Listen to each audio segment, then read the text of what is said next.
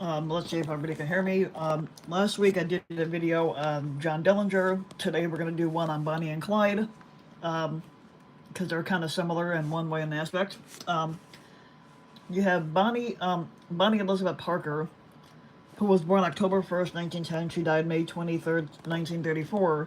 And then you had Clyde Chestnut Champion Barrow, born March 24th of 1909, and he died on May 23rd of 1934. And they were American outlaws who traveled the central United States with their gang during the Great Depression. You know, back then, Great Depression, people lost their jobs, they lost a lot of money, and the only way they made money was by robbing banks. Um, and they and they were committing a series of criminal acts such as bank robberies, kidnappings, and murders in a 2-year span between 1932 and 34.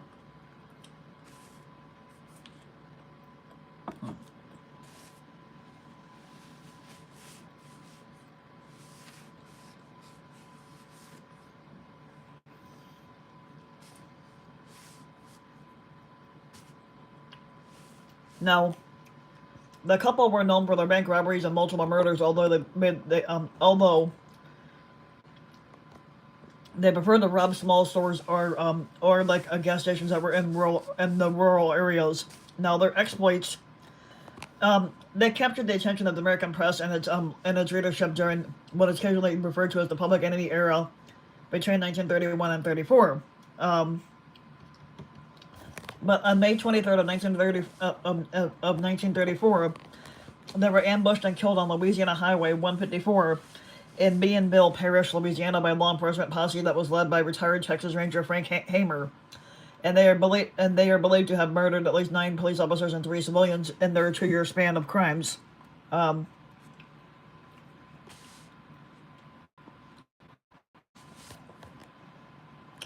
there was a 1967 film that was released called Bonnie and Clyde, that was directed by Arthur Penn, and it starred Warren Beatty as Clyde, and Faye Dunaway as Bonnie in the title roles. Now, despite being highly fictionalized and historically inaccurate, but the film was a critical and commercial success, which revived the interest in the criminals and glamorized them with a romantic aura. The 2019 Netflix film The Highwaymen depicted their manhunt from the point of view of the pursuing lawmen.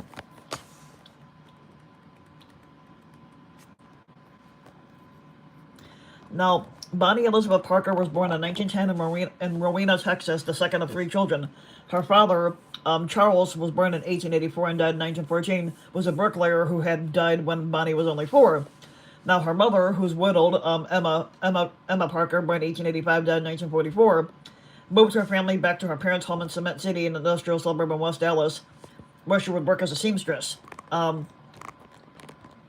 Now, as an adult, Bonnie wrote poems such as The Story of Suicide Cell and the Trail's End. Now, the latter more commonly known as the story of Bonnie and Clyde.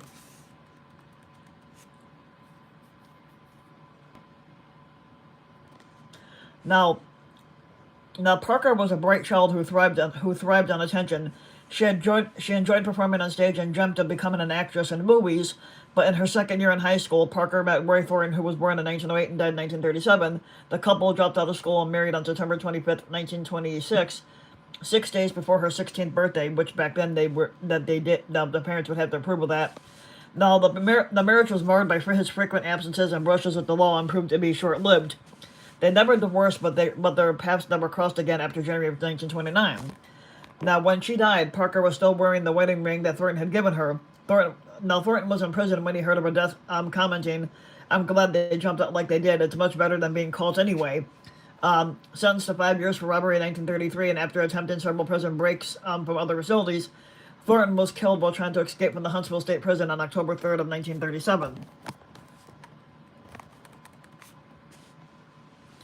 After she left Thornton, Parker moved back in with her mother and worked as a waitress in Dallas. One of her regular customers was a postal worker named Ted Hinton.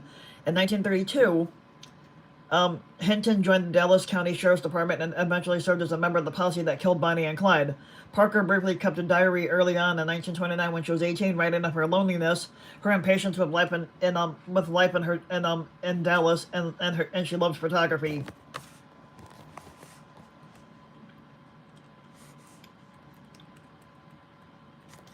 Clyde Chestnut Champion Burrow was born in 1909 into a poor family of workers in the town of Tellico, in Ellis County, Texas, and like a poor farming one.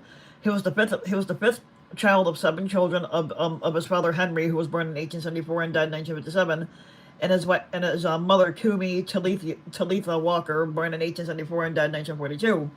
The family moved to Dallas in the early 1920s as part of a wider migration pattern from the rural areas to the city, where they settled in the urban slum of West Dallas. The Burrows spent their first months in West Dallas living under their wagon until they got enough money to buy a house, or to buy a tent for that matter. Um, Clyde was first arrested in late 1926 at the age of 17 after running when police confronted him over a rental car that he had failed to register or that he failed to return on time. Now, his second arrest was with his brother Buck soon after for possession of stolen turkeys. Burrow had some legitimate jobs going from 1927 and up until 1929, but he also cracked safes, robbed stores, and stole cars. He met 19-year-old Parker through a mutual friend in January of 1930, and they spent much time together during the following weeks. Their romance was interrupted when Burrow was arrested by Dallas County Sheriff's Deputy Burt Weisnand and convicted of auto theft. He escaped from the McLennan County Jail in Waco, Texas, on March 11th of 1930, using a gun that Parker smuggled into the jail for him to get. He was recaptured a week later. Burrow was sent to Huntsville State Prison in April 1930, and in September he was assigned to the Eastham Prison Farm at the age of 21. During that time, he would be sexually assaulted while in prison, and he retaliated by attacking and killing his tormentor with a pipe by crushing his skull. This was his first murder. Another inmate who was already serving a life sentence claimed responsibility for it, so that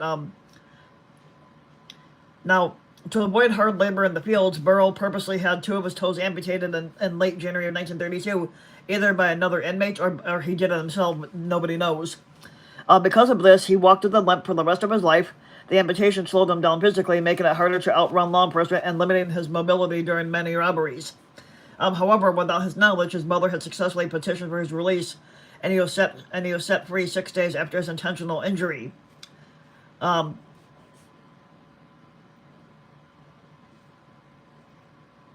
He was paroled from Eastham on February 2nd of 1932.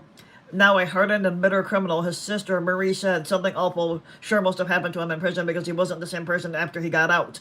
Fellow inmate Ralph Foltz said that he watched Clyde change from a schoolboy into a bitter rattlesnake, is what they referred to it as. That he became venomous. In his post-career at of Eastham, Burrow robbed grocery stores and gas stations at a rate far outpacing the 10 or so bank robberies attributed to him and the Burrow gang. His favorite weapon was the M1918 Browning automatic rifle. According to the John Neal Phillips, Burrow's goal in life was not to gain fame or fortune from robbing banks, but to seek revenge against the Texas prison system for the abuses that he had sustained while serving his time.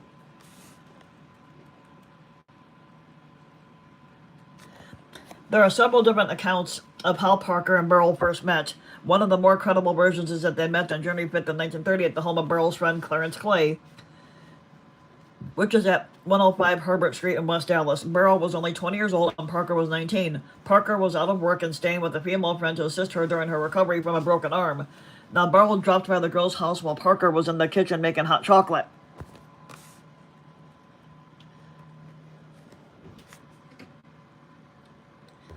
After Burrow's, there are some photos here I'd like to show you.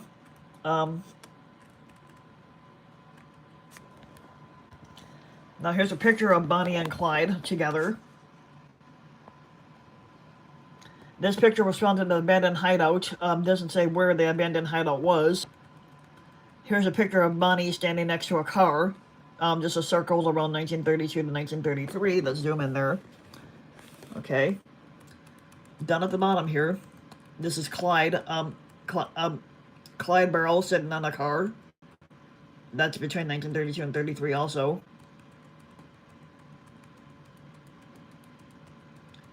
Here's Bonnie again, standing next to a car. Yep. There'll be more photos to show. After Burrell's release from prison in February of 1932, he and Ralph Foltz began a series of robberies. Primarily, they were robbing stores and gas stations. Their goal was to collect enough money and firepower to launch a raid against Eastham Prison. On April 19th, Parker and Foltz were captured in a failed hardware store burglary in Kaufman, in which they had intended to steal firearms. Parker was released from jail after a few months when the grand jury failed to indict her. Foltz was tried, convicted, and served time, but he never joined the gang particularly. Um, but Parker wrote poetry to pass the time in Kaufman County Jail, and she reunited with Burrell within a few weeks of her release. On April 30th, Burrell was the getaway driver in the robbery in Hillsborough, during which store owner J.N. Boucher was shot and killed. Now, Boucher's wife identified Burrell from the police photographs as one of the shooters, although he had stayed inside the car. Um, on August 5th, Burrell Raymond Hamilton and Ross Dyer were drinking moonshine at a county dance in Stringtown, Oklahoma, when Sheriff C.G. Maxwell and Deputy Eugene C. Moore approached them in the parking lot. Burrell and Hamilton opened fire, killing Moore and gravely wounding Maxwell. Moore was the first law officer whom Burrell and his gang killed first, but they eventually murdered nine over time. On October 11th, they allegedly killed Howard Hull at a store during a robbery in Sherman, Texas, although some historians consider this to be unlikely.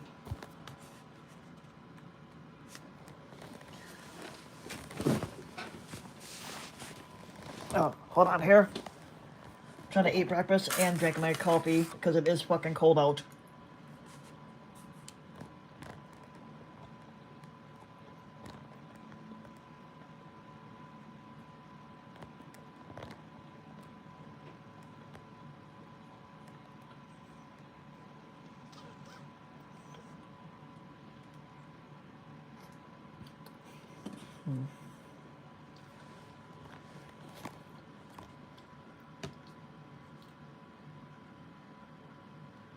Now, W.D. Jones had been a friend of Burrell's family since childhood, and he joined Parker and Burrell on Christmas Eve, 1932, at the age of 16.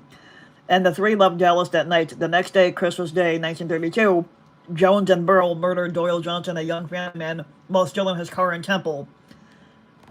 Burrell killed Tarrant County Deputy Malcolm Davis on January 6, 1933, when he, Parker, and Jones wandered into a police trap set for another criminal. The gang had murdered 5 people since April.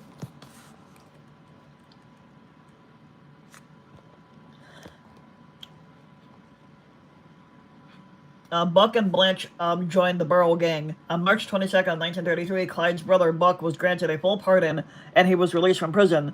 And he and his wife Blanche set up housekeeping with Bonnie, Clyde, and Jones in a temporary hideout at 3347 and a half Oak Ridge Drive in Joplin, Missouri. Now, according to family sources, Buck and Blanche were there to visit, but they attempted to persuade Clyde to surrender to law enforcement. The group ran loud alcohol-filled card games late into the night in their quiet neighborhood. And Blanche recalled that they brought a case of beer a day, and the men came and went noisily at all hours, and Clyde accidentally fired a Browning automatic rifle in the apartment while cleaning it. But no neighbors went to the house, but one reported suspicions to the Joplin Police Department. And here's a photo of that house. The gang's Joplin hideout. Recovered photos and Bonnie's suicide self-home were published in newspapers nationwide after they were found here.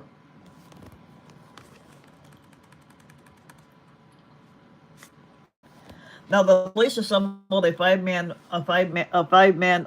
force in 2 cars on April 13 to confront what they suspected were bootleggers living at the Oak Ridge Drive address. The Burrell brothers and Jones opened fire, killing Detective Harry McGinnis outright, and they fatally wounded the constable J.W. Harriman.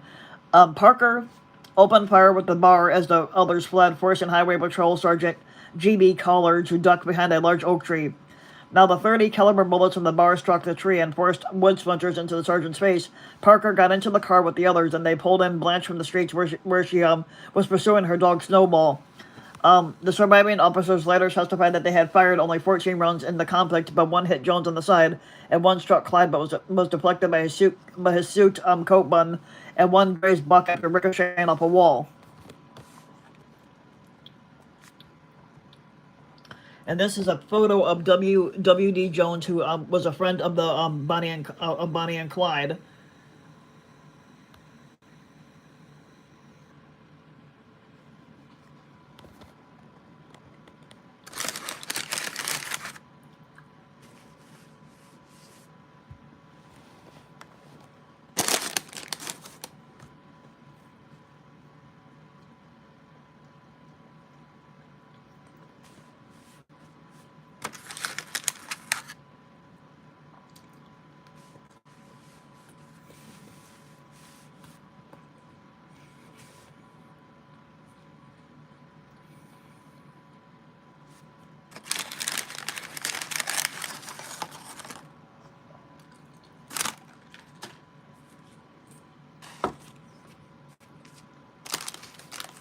There we go. Okay.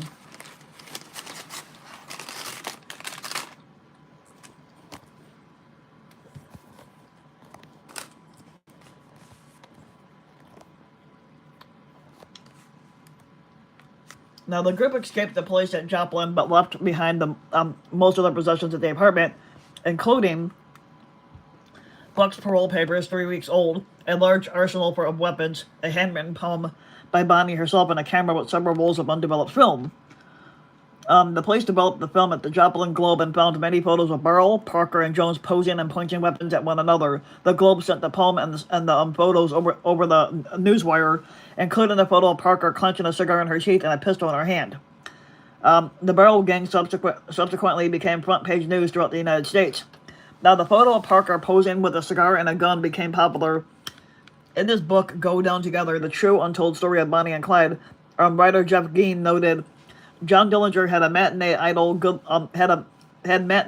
good looks, and Pretty Boy Floyd had the best possible nickname. But the Joplin photos introduced new criminal superstars with the most titillating trademark of all: illicit sex. Clyde Burrell and Bonnie Parker were wild and young, and undoubtedly they, and of course, anybody who knew them had no suspicions that they were sleeping together. Basically, they just flaunted it.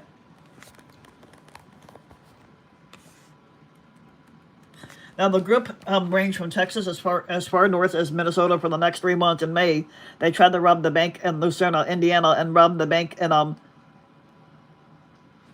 Acabina, Minnesota. They kidnapped Dillard Darby and Sophia Stone at Ruston, Louisiana, in the course of stealing Darby's car. But this is one of several events between the years of 1932 and 34 in which they kidnapped police officers or robbery victims. They usually released their hostages far from home, sometimes with money to help them in return. Now, here's a picture of Bonnie holding a shotgun, but the shotgun reaches for a pistol on Clyde's waistband. Yeah, Bonnie and Clyde were kind of notorious back then for their criminal activity. So was John Dillinger. Stories of such encounters made headlines, as did the more violent episodes. The Burrell gang did not hesitate to shoot anyone who they believed got in their way, or who they felt was a threat to them, whether it was a police officer or an innocent civilian. Other members of the gang who committed murder included Hamilton, Jones, Buck Burrell, and Henry Methvin. Eventually, the cold-bloodedness of their murders opened the public's eyes of the reality of their crimes and led to their ends. Now these photos would entertain the public for a time, but the gang was desperate and discontented, as described by Blanche in her account written while imprisoned in the late 1930s. With their new notoriety, their daily lives became more difficult as they tried to evade discovery. Restaurants and motels became less secure. The gang resorted to campfire cooking and bathing in cold streams. The unrelieved, around-the-clock proximity of 5 people in one car gave rise to a vicious bickering. Jones was the driver when he and Burrell stole a car belonging to Darby in late April, and he used that car to leave the others, but he stayed away until June 8th.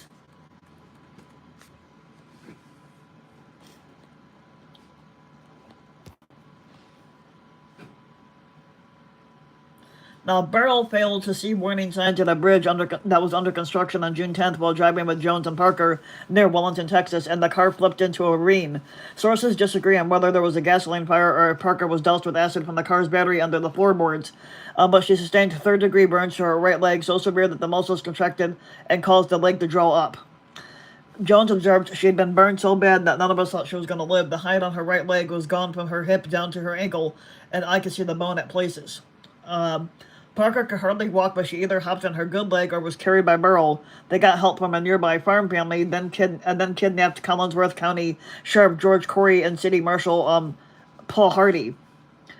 Now, leaving the two of them handcuffed to a tree outside Eric, Oklahoma, the three would rendezvous with Buck and Blanche and hid in a tourist court near Fort Smith, Arkansas. Nursing Parker's burns.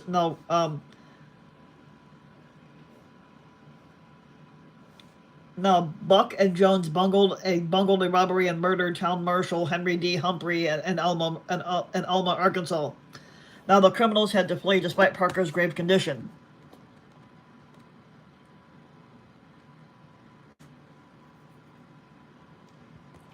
Now, here's one of the houses, the two-unit Red Crown Tourist Court, where the gang's conspicuous behavior drew police.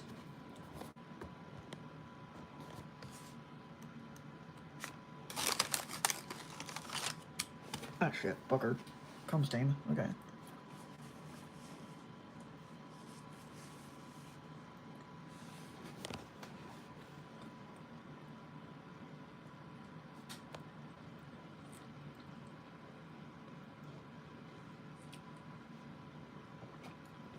Now, in July of 1933, the gang checked into the Red Crown Tourist Court, south of Platte City, and it consisted of two brick cabins joined by garages, and the gang would rent both of them. Now, to the south stood the Red Crown Tavern, a popular restaurant among Missouri highway patrolmen, and the gang seemed to go out of their way to draw attention to themselves, which you never want to do. But Blanche registered the party as 3 guests, but owner Neil Hauser could see 5 people getting out of the car. He noted that the driver backed into the garage, gangster style, for a quick getaway. Now, Blanche paid for their cabins at coins rather than bills, and did the same thing later on that day when buying 5 dinners and 5 beers. The next day, Hauser noticed that his guests had taped newspapers all over the windows of their cabin, and Blanche again paid for 5 meals of coins. Her outfit of Jodhpur riding breeches also attracted attention. They were not a typical attire for a woman during that area. And eyewitnesses still remember them 40 years later. Hauser told Captain William Baxter of the Highway Patrol, a patron of his restaurant, about the group. Now, Barrow and Jones went into town to purchase bandages, crackers, cheese, and atropine sulfate to treat Parker's leg. Now the drug pharmacist contacted Sheriff Holt Coffey, who put the cabins under surveillance. Coffey had been alerted by Oklahoma, Texas, and Arkansas law enforcement to watch for strangers seeking such supplies. The sheriff contacted Captain Baxter, who called for reinforcements from Kansas City, including an armored car. Now, Sheriff Coffey led a group of officers toward the cabins at 11 p.m. on July 20th, 1933, armed with Thompson machine guns. And here's a picture of Blanche being captured at Dexfield Park, Iowa, still in her jodhpurs.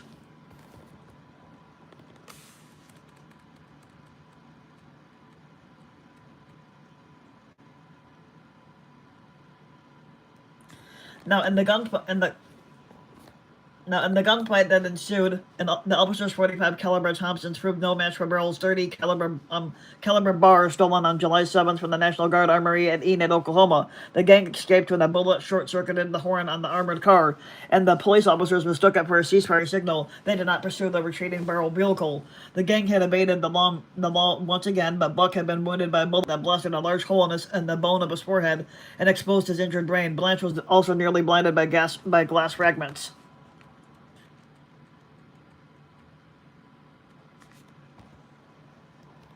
Now, the Burrell gang camped at Dexfield Park, which is an abandoned amusement park near Dexter, Iowa, on July 24th of 1933.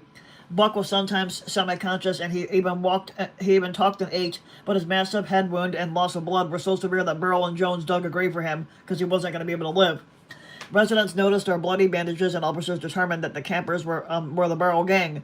Now, local police officers and approximately 100 spectators surrounded the group, and the Burrells soon came under fire. Burrell, Parker, and Jones escaped on foot, but Buck was shot in the back, and he and his wife were captured by the officers. Buck died of his head wound and pneumonia after surgery 5 days later at King's Daughters Hospital in Perry, Iowa. For the next 6 weeks, the remaining perpetrators ranged far afield from their usual area of operations, west to Colorado, north to Minnesota, southwest to Mississippi, southeast to Mississippi, and then yet they continued to commit armed robberies. They restocked their arsenal when Burrell and Jones robbed an armory on August 20th at Platteville, Illinois, acquiring 3 bars, handguns, and a large quantity of ammunition. Now, by early September, the gang risked a run to Dallas to see their families for the first time in 4 months, and they always tell you never to visit your family when you're on the run. Jones parted company with them, continuing to Houston, where his mother had moved. He was arrested there without incident on November 16th, and was returned to Dallas. Now, through the autumn, Merrill committed several robberies at small-time local accomplices, while his family and Parker's attended to her considerate medical needs.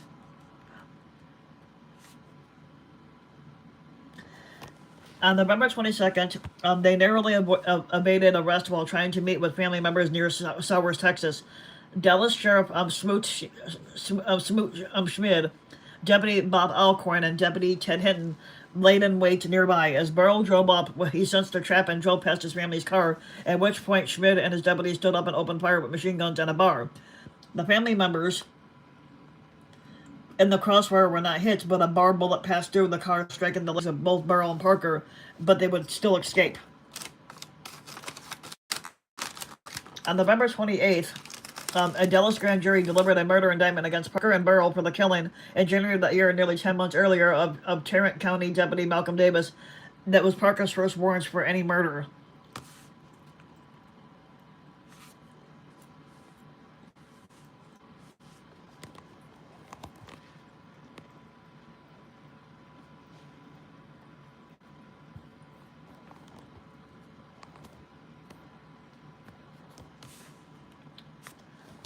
In 1934,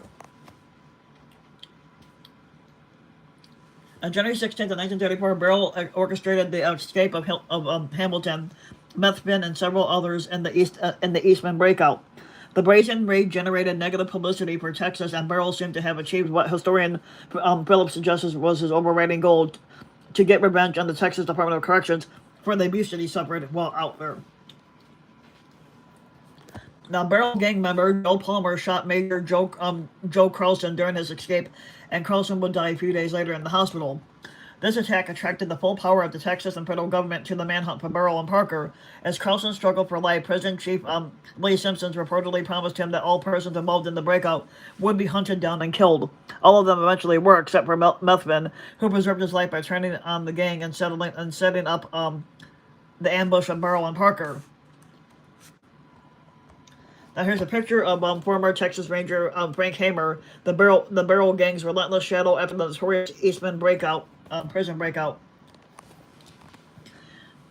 Now the Texas Department of Corrections contacted former Texas Ranger Captain Frank Hamer, and they persuaded him to hunt down the Burrow gang. He was retired at the time, but his commission had not expired. He accepted the assignments as a Texas Highway Patrol officer, secondarily assigned to the prison system as a special investigator, and was given the specific task of taking down the Burrow gang.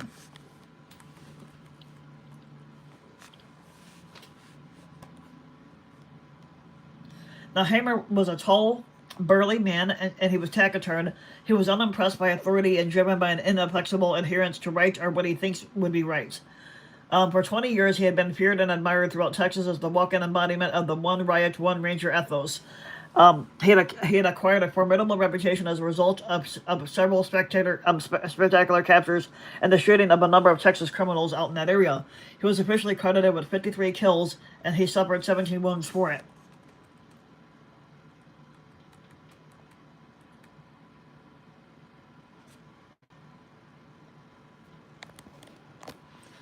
Prison boss Simmons always said publicly that Hamer had been his first choice, although there is evidence to suggest that he first approached two other rangers, both whom declined because they couldn't shoot a woman. At least that's what they said. Now, starting on February 10th, Hamer became the constant shadow of Burrow and Parker, living out of his car just a town or two behind them. Now, three of Hamer's four brothers were also Texas Rangers. But brother Harrison was the best shot of the four, but Frank was considered the most tenacious.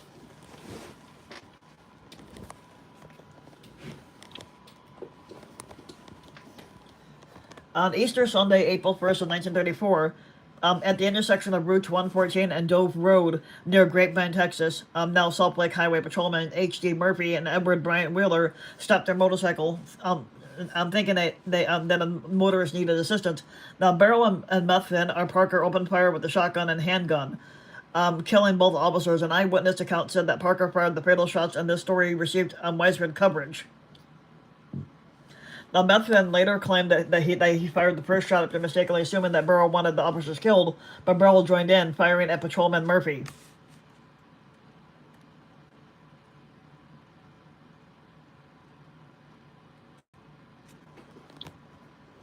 During the spring season, the grapevine killings were recounted in exaggerated detail, affecting the public perception. All four Dallas daily papers seized on the story told by the eyewitnesses. A farmer who claimed to have seen Parker laugh at the way that Murphy's head bounced like a rubber ball on the ground as she shot him. The stories claimed that police officers found a cigar butt with tiny teeth marks, supposedly those of Parker. Several days later, Murphy's fiance wore her intended wedding dress to his funeral, attracting photos and newspaper coverage. Now, the eyewitness's ever-changing story was soon discredited, but the massive negative publicity increased the public clamor for the extermination of the Burrow gang. The outcry galvanized the authorities into action, and Highway Patrol boss L.G. Ferris offered a reward of $1,000, which is equivalent to $18,000 in today's money, for the dead bodies of the Grapevine Slayers and not their capture.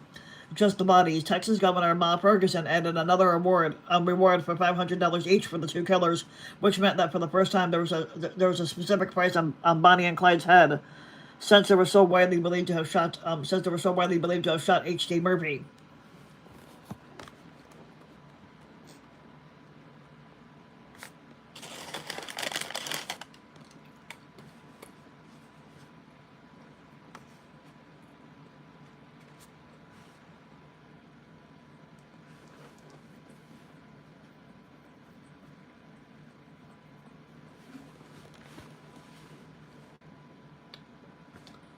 The public hostility increased 5 days later when Burrow and Methvin murdered 60-year-old Constable William Campbell, who was a widower and a father near Commerce, Oklahoma.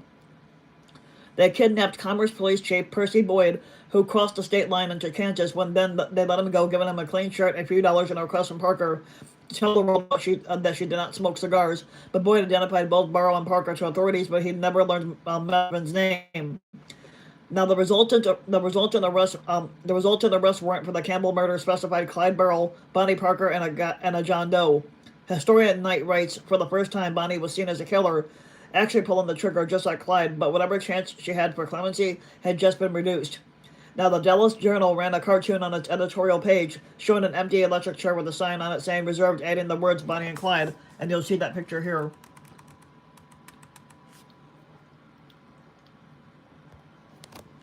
Right there's the electric chair. Public opinion turned against the couple after the Grapevine murders, and it resulted in negative publicity.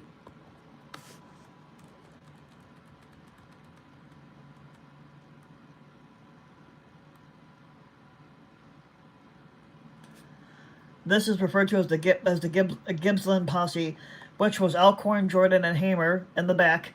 And then in the front, it was Alcorn, Jordan, and Hamer, and then in the back was Hinton, Oakley, and Gold. Those were 6 different officers that were tasked with finding Bonnie and Clyde.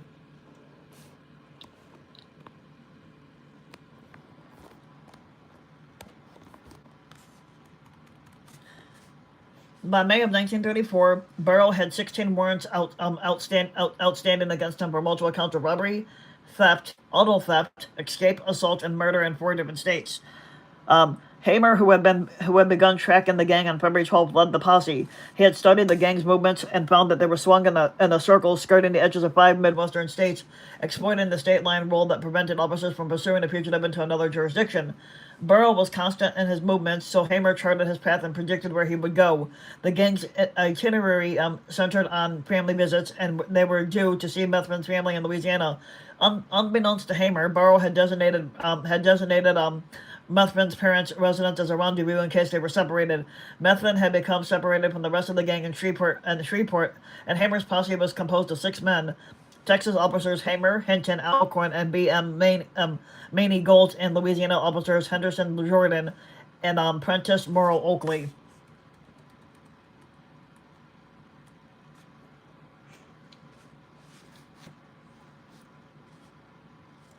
Now here is the coordinates to the road where Bonnie and Parker died. Where Bonnie and Clyde both died, Clyde Burrow and Bonnie Parker. Where the car is and the two people standing, that's the road they died on. And there's the coordinates to it. I'm not sure what that is, like what the coordinate is. Actually, hold on. And this, and at the bottom here was the car that Bonnie and Clyde were shot in.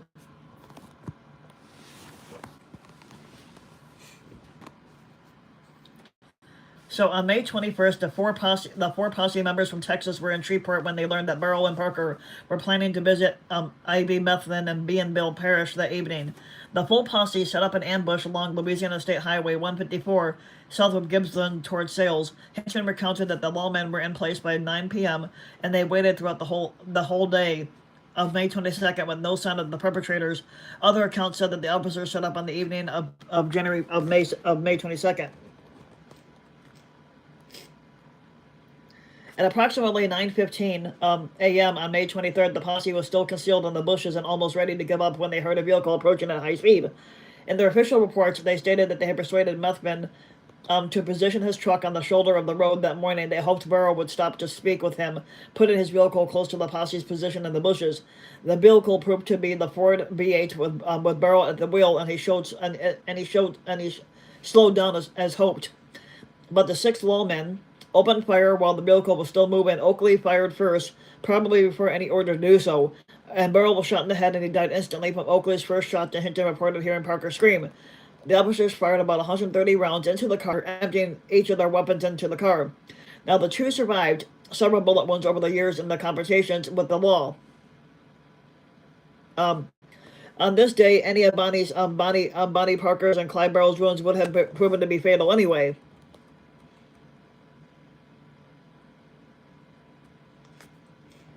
Supposedly, when it came to the gunfiring, it says the posse became death all that afternoon because the gunfire was so loud. And here's the other part of the car. Here's the other part of the car that had the bullet wounds riddled with Parker and Clyde in it.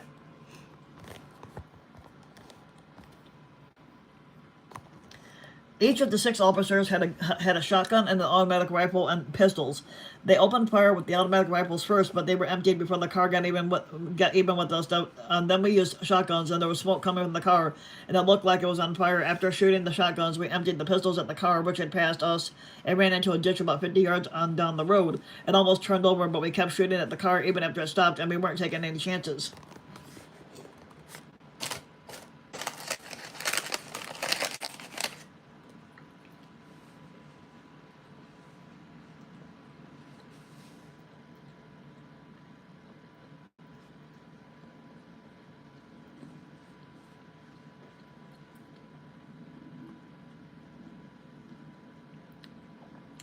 Now, film footage taken by one of the deputies immediately after the ambush shows 112 bullet holes in the vehicle, of which around 1/4 would strike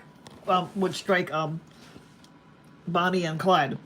Now, the official report by Parish Coroner J.O. Wade listed 17 entry wounds on Burrow's body and 26 on that of Parker, including several headshots to each and one that had severed Burrow's spinal column. Undertaker C. of Boots Bailey had difficulty embalming the bodies because of the bullet holes.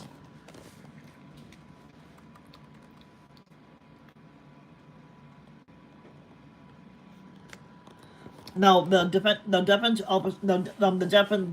officers inspected the vehicle and discovered an arsenal including stolen automatic rifles, sawed-off semi-automatic shotguns, assorted handguns, and several thousand rounds of ammunition, along with 15 sets of license plates from various states. Hamer stated, I hate to bust a cap on a woman, especially when she was sitting down. However, if it wouldn't have been her, it would have been us. Word of the deaths quickly got around when Hamer, Jordan, Oakley, and Hinton drove into town to telephone the bosses of what happened. A crowd soon gathered at the spot. Galt and Alcorn were left to guard the bodies, but they lost control of the jostling curious throng. One woman cut off bloody locks of Parker's hair and pieces from her dress, which were subsequently sold as souvenirs. Hinton returned to find a man trying to cut off Burrow's trigger finger and was sickened by what was occurring at the time. Yeah, my stuff has been all over the place with this. Bonnie and Clyde. both gangsters, basically during the John Dillinger era, Great Depression.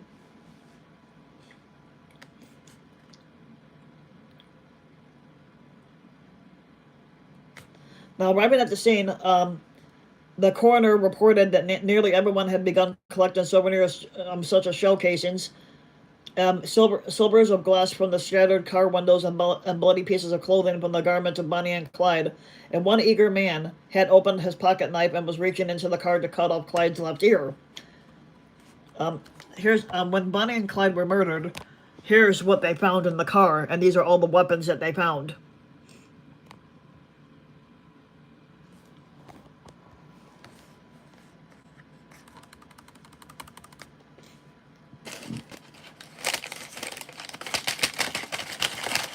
Okay, there we go.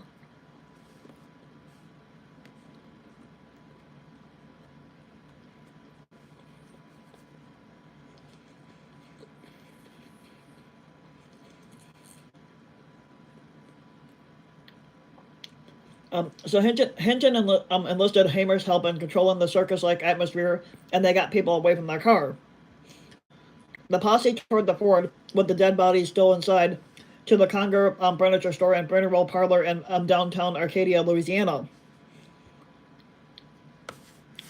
Now, preliminary embalming was done by Bailey.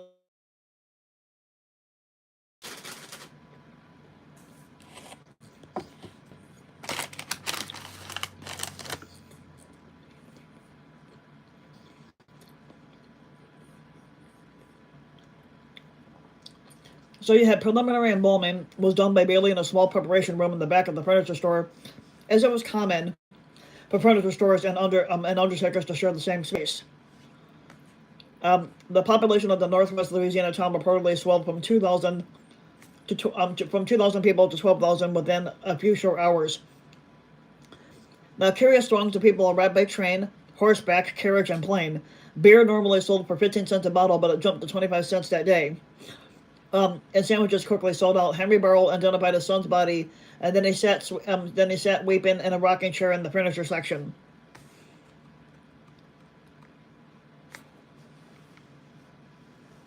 Now, H.D. Darby was an undertaker at the McClure funeral parlor, and Sophia Stone was a home demonstration agent, both from nearby Ruston. Both of them came into Arcadia to identify the bodies because the Burrell gang had kidnapped them. In 1933, Parker reportedly had laughed when she discovered that Darby was an undertaker. She remarked that maybe someday he would be working on her, and Darby did assist Bailey in the embalming.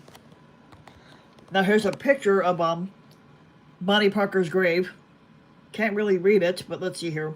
Okay, so it says inscribed, "As the flowers are all made sweeter by the sunshine and the dew, so this old world is made brighter by the lives of folks like you."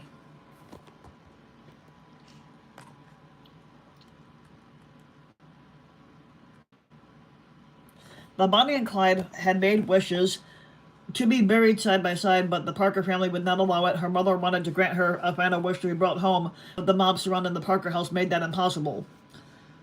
More than 20,000 attended Parker's funeral, and her family had difficulty reaching her gravesite. Parker's services were held on May 26. Alan Campbell recalled that flowers came from everywhere, including some cards allegedly from Pretty Boy Floyd and John Dillinger, who would also later be killed. The largest floral tribute was sent by a group of Dallas City newsboys. The sudden end of Bonnie and Clyde sold 500,000 newspapers in Dallas alone. Parker was buried in the Fish Trap Cemetery, although her body was moved in 1945 to the new Crown Hill Cemetery in Dallas, Texas. Now, thousands of people gathered outside both Dallas funeral homes, hoping for a chance to view the bodies. Now, Burrell's private funeral was held at sunset on May 25th, and he was buried in Western Heights Cemetery in Dallas next to his brother Marvin. The Burrell brothers share a single granite marker with their names on it and an epitaph selected by Clyde, "Gone but not forgotten."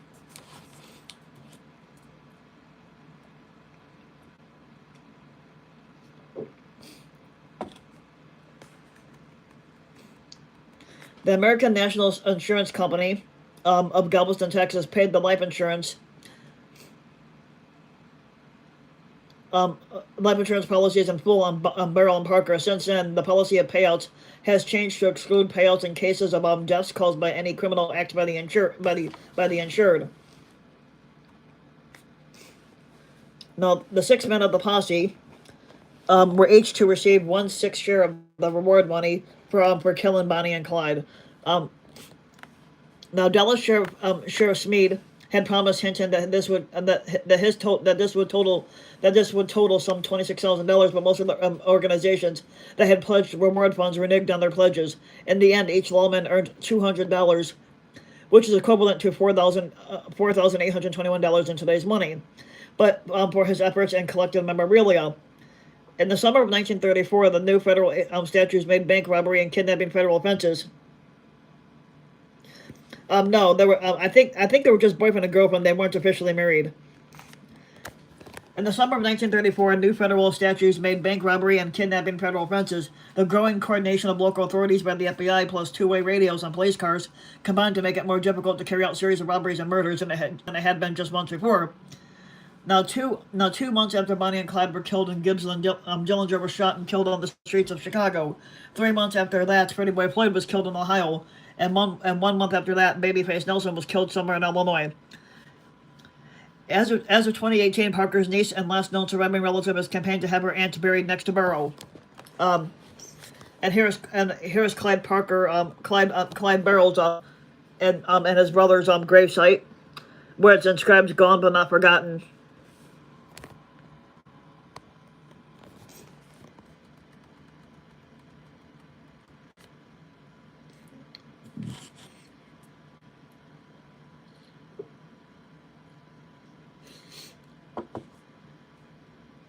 Now, the members of the posse came from three organizations. Hamer and Gulch were both former Texas Rangers who were then working for the Texas Department of Corrections, DOC. Hinton and Alcorn were employees of the Dallas Sheriff's Office, and Jordan and Oakley were sheriff and deputy of Bienville Parish, Louisiana. Now, the three duos did not trust each other, and they would technically keep to themselves unless they had to. Now, each had their own agenda in the operation and offered different narratives of it. Simmons, the head of the Texas DOC, brought another perspective, having effectively commissioned the posse.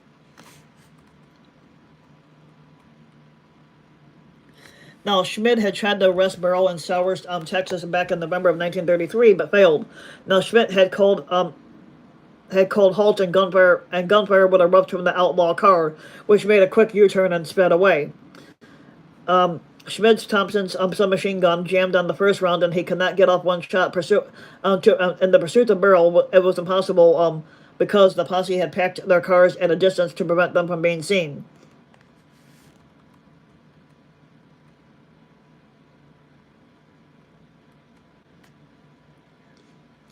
Now, the posse discussed calling halt, but the four Texans, Hamer, Galt, Hinton, and Alcorn, vetoed the idea, telling them that the killer's history had always been to shoot their way out.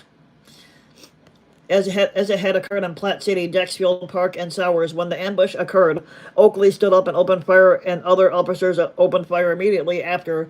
Jordan was reported to have called out to Burrow, and Alcorn said that Hamer called out, and Hinton claimed that Alcorn did too. In another report, each said that they both did. These conflicting claims might have been collegial attempts to divert the focus from Oakley, who later admitted firing too early, but that was merely speculation.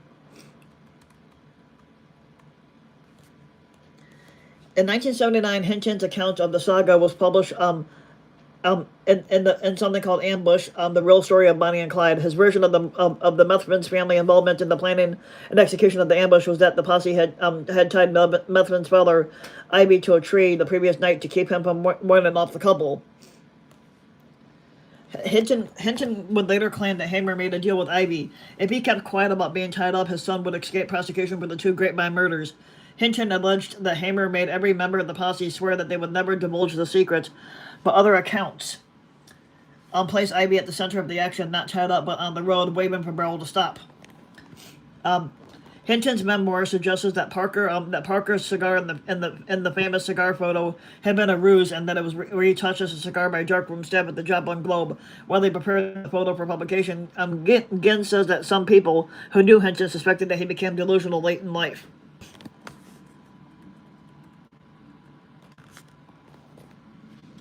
Now, Bonnie and Clyde killed 12 people over a 2-year span, including 9 law enforcement officers during during their 2 years of criminal activity from February of 1932 to May of 1934. They killed John Napoleon J. N. Beecher of Hillsborough, Texas, on April 30th of 1932. They killed Deputy Eugene Moore at Oklahoma on August 5th of 1932. Howard Hull of Sherman, Texas, murdered on October 11th of 1932.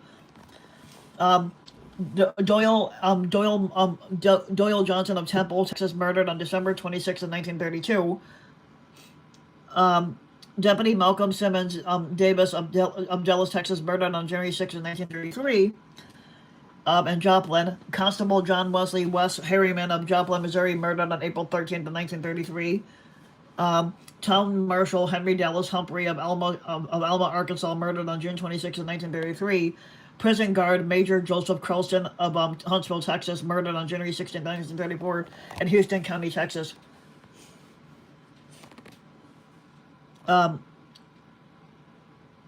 Patrolman Edward Brian Ed Wheeler of Grapevine, Texas, murdered on April 1st of 1934 near Grapevine. Patrolman Holloway Daniel H.D. Murphy of Grapevine, Texas, murdered on April 1st of 1934 near Grapevine. And Constable William Campbell of Commerce, Oklahoma, murdered on April 6th of 1934 near Commerce.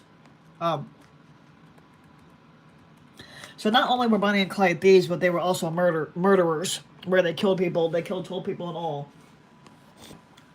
Now, the posse never received the promised bounty on the perpetrators, so they were told to take whatever they wanted from the confiscated items that they found in the car. Now, Hamer appropriated the arsenal of stolen guns and ammunition, plus a box of fishing tackle, under the terms of his compensation package with the Texas DOC. In July, Clyde's mother, Kumi, wrote to Hamer asking for the return of the guns. You don't ever want to forget my boy was never tried in court for murder, and no one is guilty until proven guilty by some court. So hope you will answer this letter and also return the guns I'm asking for. And there was no record of any response of what had been said to her.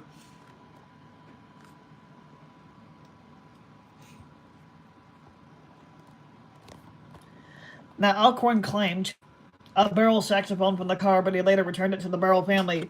Posse members took other personal items such as Parker's clothing. The Parker family asked for them back, but were refused. And the items were later sold as souvenirs. The Barrel family claimed that Sheriff Jordan kept an alleged suitcase of cash, and writer Jeff Dean claims that Jordan bought a barn and land in Arcadia soon after the events, and thereby hinting that the accusation had merit, despite the complete absence of any evidence to the existence of such a suitcase.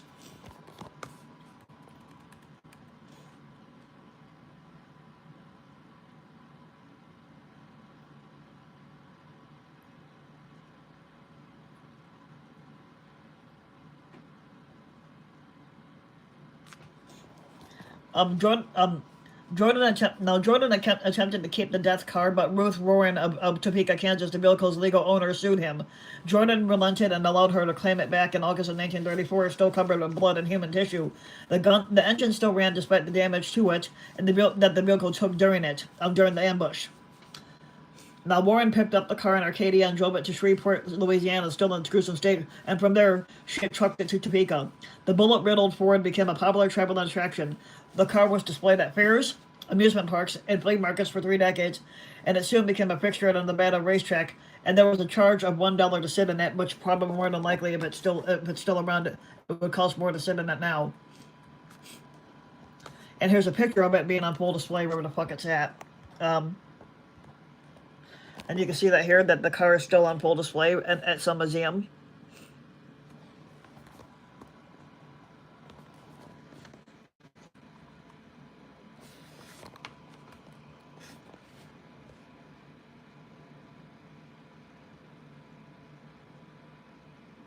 Okay, it's at some casino, okay? I would love to go to that casino to see it. In 1988, a casino near Las Vegas purchased the vehicle for about $250,000, which is equivalent to $570,000 in today's money.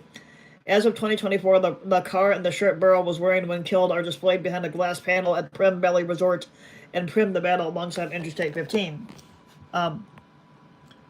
Barrow's enthusiasm for cars was evident in a letter he wrote from Tulsa, Oklahoma on April 10th, 1934 to Henry Ford. "While I still have got breath in my lungs, I will tell you what a dandy car you made. I have drove Fords exclusively when I could get away with one, and for sustained speed and freedom from trouble, the Ford has got every other car skinned, and even if my business hasn't been strictly legal, it don't hurt anything to tell you what a fine car you got in the V8. And there are some doubts as to the authenticity of that letter."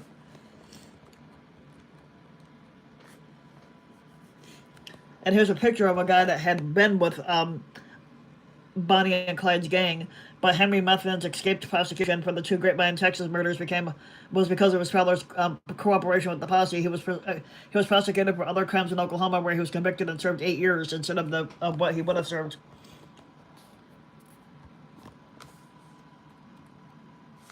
In February of 1935, Dallas and federal authorities arrested and tried 20 family members and friends for aiding and abetting Burrow and Parker. This became known as the harboring trial, and all 20 either pleaded guilty or they were found guilty. The two mothers were jailed for 30 days. Other sentences ranged from 2 years imprisonment for Floyd Hamilton, brother of Raymond, to 1 hour in custody for Burrow's teenage sister Marie. Other defendants included Blanche Jones, Methvin, and Parker's sister Billy.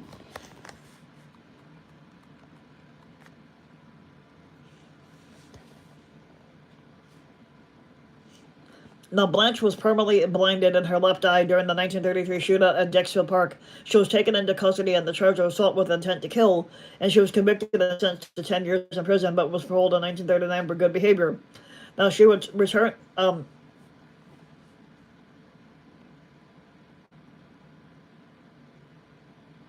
Okay, so yeah, she returned to Dallas, leaving her life of So she was paroled in 1939 for good behavior. She would return to Dallas, leaving her life of crime in the past, and lived with her invalid father as his caregiver. In 1940, she married a guy named Eddie Fisher, who worked as a taxi cab dispatcher and a beautician, and completed the terms of her parole 1 year later.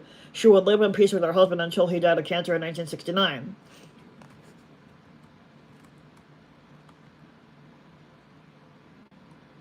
And here's a picture of Blanche.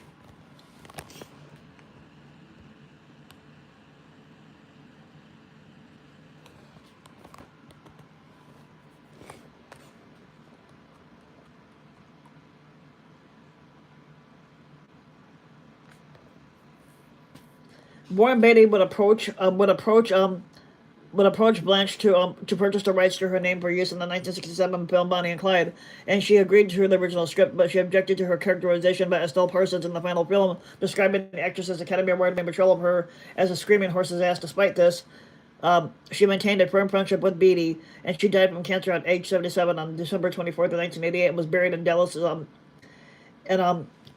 in Dallas's Grove Hill Memorial Park under the name Blanche B. For sure.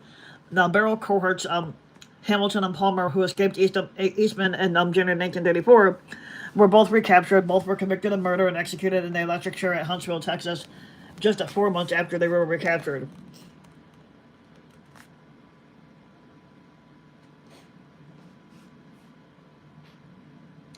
Jones had left Barrow and Parker 6 weeks after the three of them invaded officers at Dixfield Park in July of 1933. He reached Houston and got a job picking cotton, where he was soon discovered and captured.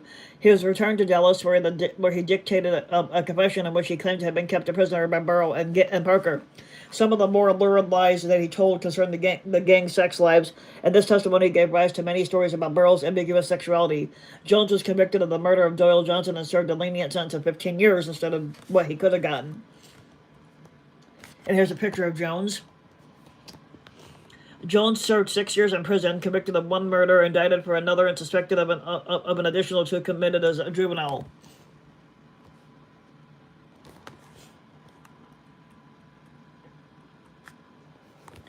In 1967, he gave an interview to Playboy magazine during the excitement surrounding the 1967 film. That movie, Bonnie and Clyde movie, made it all look sort of glamorous, but like I told them, that teenage boy sitting near me at the drive-in showing a take it from an old man who was there, it was hell. Besides, there's more lawmen nowadays with better ways of catching you. You couldn't get away. Anyway, the only way I come through about it is because the good Lord must have been watching over me, but you can't depend on that anymore, because he's got more folks to watch over now than he ever did then. Now, W.D. Jones was killed on August 20th, 1974 in a misunderstanding by a jealous boyfriend of a woman he was trying to help. Now, Methvin was convicted in Oklahoma of the 1934 murder of Constable Campbell at Commerce. He was paroled in 1942 and was killed by a train in 1948. He fell asleep. He fell asleep drunk on the train tracks. Although some have speculated that he was pushed by someone seeking revenge. In 1946, his father. In 1946, his father was Ivy was killed in 1946 by a hit-and-run driver. Parker's husband, Roy Thornton, was sentenced to 5 years in prison for burglary in March of 1933, and he was killed by guards trying to escape from prison.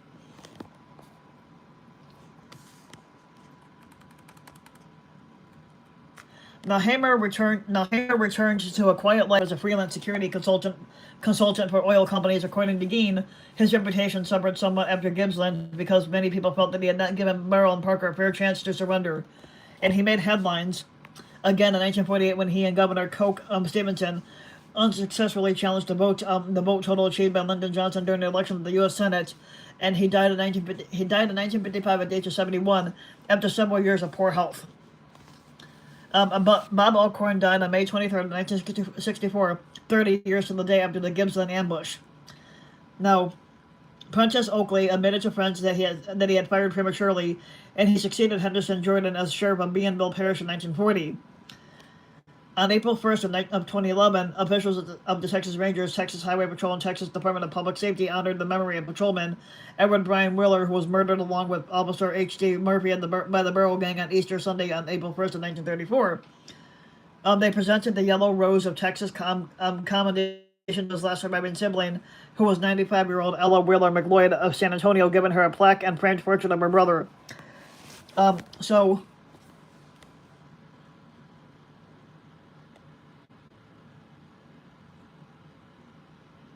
next week, so that's all for today. Let me know what your thoughts on Bonnie and Clyde are. And who do you think was the most notorious of any gangster robbers?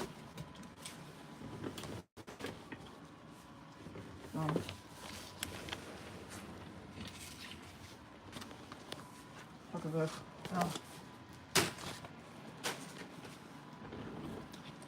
So next week my video will be on Prohibition. And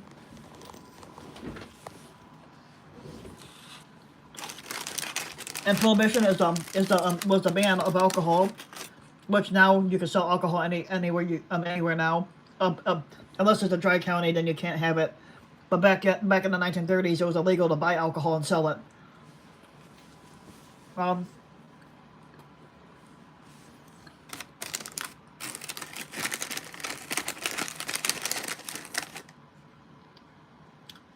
Tune in next week for Prohibition in the United States.